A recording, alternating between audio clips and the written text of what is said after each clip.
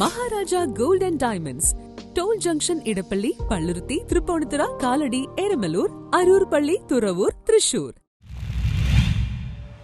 Bus യാത്രക്കിടെ യുവതിക്ക് അസ്വസ്ഥത. സംയോജിത ഇടപെടലിലൂടെ KSRTC ജീവനക്കാർ രക്ഷയായി. KSRTC സൂപ്പർഫാസ്റ്റ് ബസ്സിൽ യാത്ര ചെയ്യുന്നതിനിടെ യുവതിക്ക് ശാരീരിക അസ്വസ്ഥതയാൽ ബോധക്ഷയം ഉണ്ടായതിനെ തുടർന്ന് കൃത്യസമയത്ത് ബസ് ജീവനക്കാർ ആശുപത്രിയിലെത്തിച്ച് രക്ഷകരായി. വെള്ളിയാഴ്ച വൈകിട്ട് 8 മണിയോടെയായിരുന്നു സംഭവം. ചെങ്ങന്നൂർ ഡിപ്പോയിലെ KL15A 536 സൂപ്പർഫാസ്റ്റ് ബസ്സിൽ എറണാകുളത്ത് നിന്നും തൃശൂരിലേക്ക് പോകുവാനായി കയറിയ അമയ കൃഷ്ണ എന്ന യുവതിക്കാണ് ശാരീരിക അസ്വസ്ഥതയുണ്ടായത്. തൃശൂർ കുണ്ടക്കാട് സ്വദേശിനിയാണ് അമയ.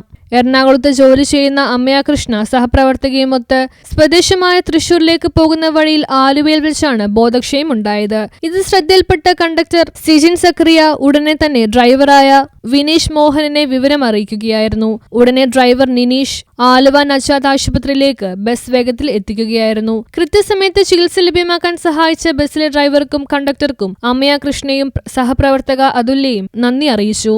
US bureau, Aluva.